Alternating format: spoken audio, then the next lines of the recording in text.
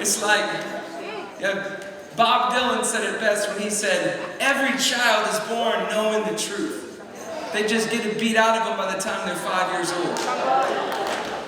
And the reality is because, why? Because we don't place value on you until we've made you commodifiable, until we can shrink wrap you and put you on a shelf, until we can categorize you. Look what we even do to music. It's got to be a what's the category? Why do we do that? So we can sell you. But you being sold is not your value.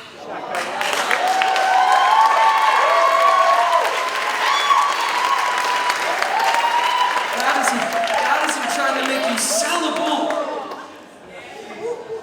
He wants to make you holy. What does that mean? Well, you are holy in your creation, but what happens over time is we start living the lie. And all of a sudden we forget that God's got a story to tell in you. Right, Joseph? He's got a story to tell you. And he doesn't. He wants you to have the courage to let him write every day down of your life. You know, last year I was on the Isle of Wight and I was reminded of this song. There's a power in poverty that breaks principalities and brings the authorities down to their knees. And at the same time in this world, there's a brewing frustration and ageless temptation to fight for control by manipulation, even changing ourselves. But the God of the kingdoms and God of creation and God of the nations sent this revelation through the homeless and penniless Jesus the Son. The poor will inherit the kingdom to come.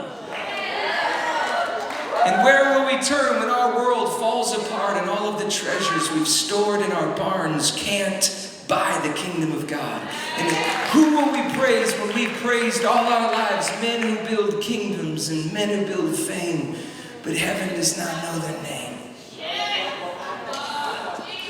And what will we fear when all that remains is God on the throne with a child in his arms and love in his eyes and the sound of his heart cry? So this is you. I'm going to get back to singing. So you're ahead of your time.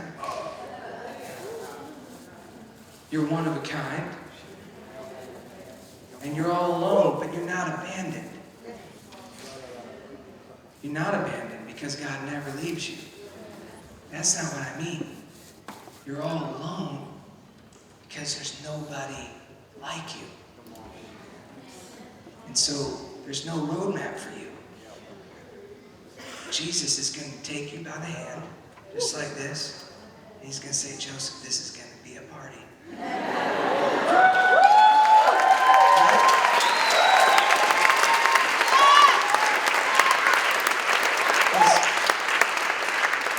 Because we don't worship a dead God, we worship a living God who's alive and ruling here and now. And he says, hey Joseph, let's go here. And let's go over here.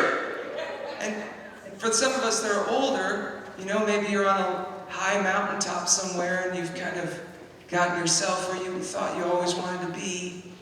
And Jesus says, you want to be born again?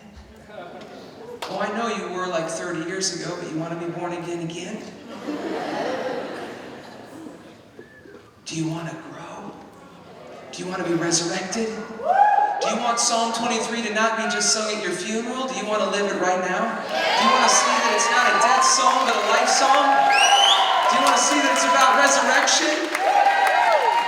And so Jesus says, hey Jay, yeah, I know, you feel really cool where you are, but you want to walk down into that valley so you can get up there?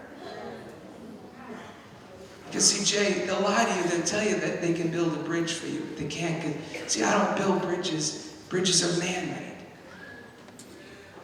I walk through the valley. So you want to go down there? They're going to think I'm nuts, Lord. I'll go with you. I'd love to go with you. You want to grow? Or you just want to stay there? It's like Jesus in the Mount of Transfiguration, you know? It's like we think that the glory it's all about, oh, we caught it. Whoa, yeah, whoa. No, Jesus showed us in the Mount of Transfiguration that it's not outside you anymore, it's in you. It shines from within you. We're looking for signs and wonders. Jesus is the sign and the wonder. This is the sign and the wonder. That Jesus is resurrected in bodily form right now, ruling and reigning.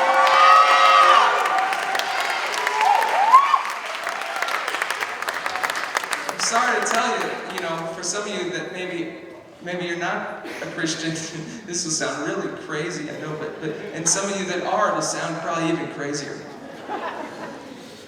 But Jesus appeared to Peter on the seashore. This is his third appearance in John 21. That's mysterious. Hey, boys, why don't you cast your nets on the other side? Peter was so down, he was back to his own job, just trying to catch fish. What's so beautiful about that passage is that it harkens back to Jesus and Peter's first meeting. When Jesus said, come follow me for the first time. And Jesus let him use his boat, and he wasn't catching anything. And then he said, cast your nets on the other side. And Peter did, and then they caught the fish. And then Peter said, get away from me, Lord, I'm a sinful man. And Jesus said, that qualifies you. Come follow me. And then there Peter is, all down, bummed out. I let Jesus down. And it's as if Jesus is like, hey, boys, why don't you cast your nets on the other side? As if it's to say, don't worry about it. And Peter jumps in the water and swims to the shore, and he's all soaking wet, and he stands there on the shoreline. Jesus was just saying, hey, it's not about you being perfect. It never was. It's about you wanting to walk with me.